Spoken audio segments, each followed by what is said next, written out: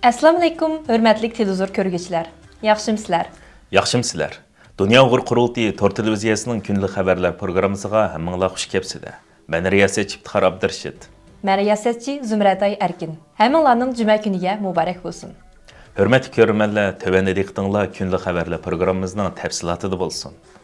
12 iyun günü Dünya Uyghur Qurultayı Xalqaro Kechirim Təşkilatı, Kişilik Hüquqni Kuzatish Təşkilatı, Xalqaro Kişilik Hüquq Mulazimati və Qoğdug'uchilar qatorliq tashkilotlar birlikdə Yevropa İttifaqının Tashqi ishlar və bexatarlik siyosati ishxonasining alayda vakiliga maktub yollab, Yevropa İttifaqının Xitoy bilan bo'lgan kishilik huquq suhbatini to'xtatishni talab qilgan. Bu tashkilotlar imzoliq xatida Xitoy hukumati sodir qilayotgan kishilik huquq dafsanchiliklarining uzluksiz kuchayganligi va ko'lamlashganligini tilga olgan. Shundaqla mana bular bugungi qilingan kishilik huquq dialoglarining ahamiyatli o'zgarish paydo qilishda unumsiz bo'lganligini isbotladi degan. Yevropa İttifaqı bilan Xitoy hozirgacha 38 qatim kishilik huquq suhbati o'tkazgan bo'lsa-mu, suhbatlardan keyin Xitoy hukumati hech qanday bir ahamiyatli va amaliy bir harakat qo'llanib boqmagan. Ikki taraf o'rtasidagi 39-qatimliq suhbatning mushu oyning 16-kuni Xitoyning Chongqing shahrida o'tkazilganligi yaqinda e'lon qilingan edi. Yuqoridagi organlar bo'lsa, Yevropa İttifaqının Xitoy bilan suhbatini davomlashtirishining hech qanday ahamiyati yo'qligini eskartgan. Maktubda mundaq deyilgan: Yevropa İttifaqı Rossiya, Suriya, Belorussiya, Berma qatorliq davlatlarning kishilik huquq dafsanchiligi, xalqaro qonunga xilof qilmishlarining xarakteri, ko'lami va umumlash ahvoliga qarab turib, bu davlatlar bilan kishilik huquq dialoglarini to'xtatdi. Xitoy hukumati bo'lsa, insoniyat qarshi turish jinoyatidek og'ir jinoyat sodir qilayotgan bir davlat. Hozirgacha bo'lgan 38 qatimliq suhbatning Xitoyning kishilik huquq xotirasini o'ngshashda ahamiyatsiz bo'lganligi isbotlandi.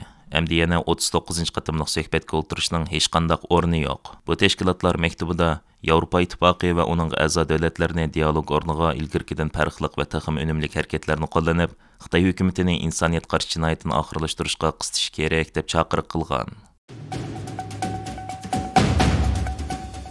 2024-yillik sanoatlashgan 7 davlat boshliqlari yig'ini, ya'ni G7 davlatlar boshliqlari yig'ini Italiyaning Apulia rayonida boshlangan.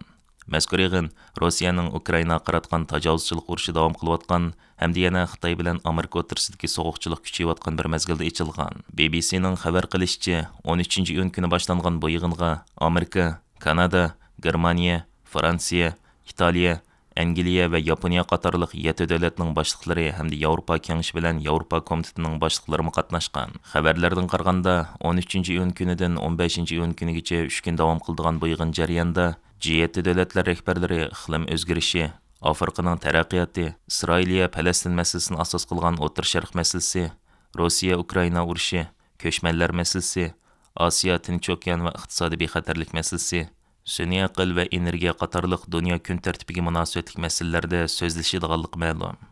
Al Jazeera televiziyasining xabaridan qaraganda, yig'in jarayonidagi muhim temalarning biri Xitoy bo'lib, Amerikaning g'arbdagi ittifoqdoshlariga Xitoyning to'kma qilib setishdan iborat nachar savdo uslubiga o'rtaq taqobil turish masalasida besim ishlatadiganligi mo'ljallanmoqda ekan. Bu qatimliq yig'inda yana G7 va Yevropa Ittifoqi davlatlari Ukrainaga 50 milliard dollar qarz pul berib turish to'g'risida kelishim e'lon qilgan. Ma'lum bo'lishicha, G7 davlatlar boshliqlari yig'inining sohibxon davlati bo'lgan Italiya bu navbatlik yig'inga yana Ukraina, Hindiston, Braziliya, Argentina, Turkiya, Arab Birlashma Xalifaligi, Iordaniya, Keniya, Algeriya, Tunis va Mauritaniya qatorliq davlatlar rahbarlarini hamda yana Papa Fransis qatorliqlarni taklif qilgan.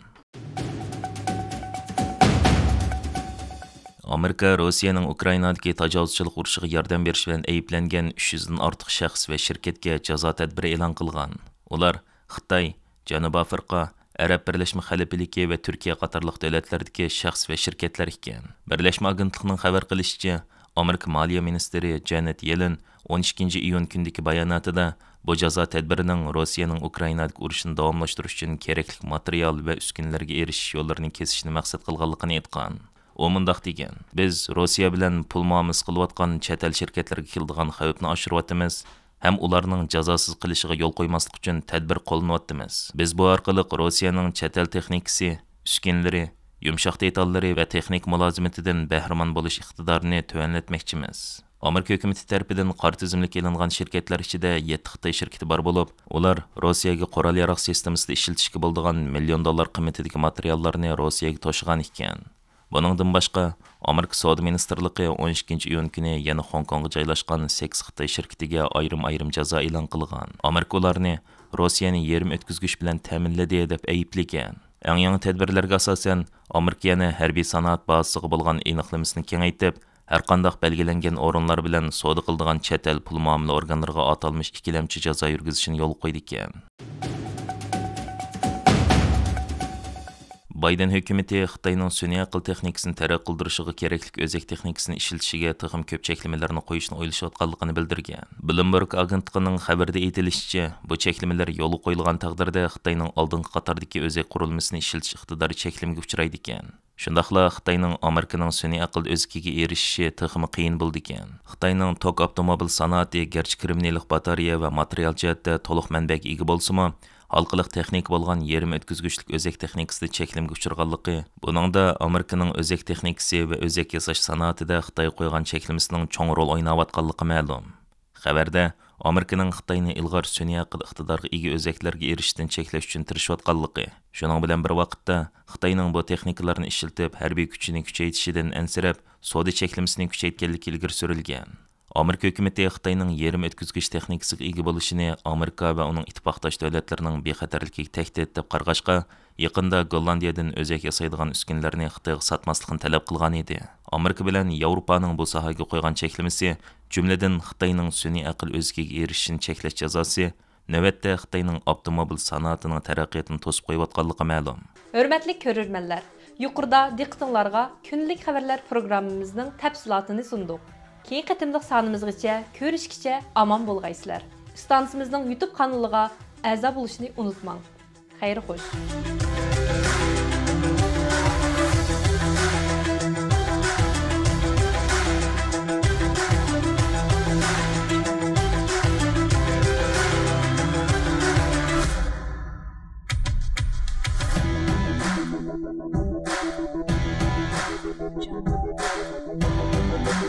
Thank you.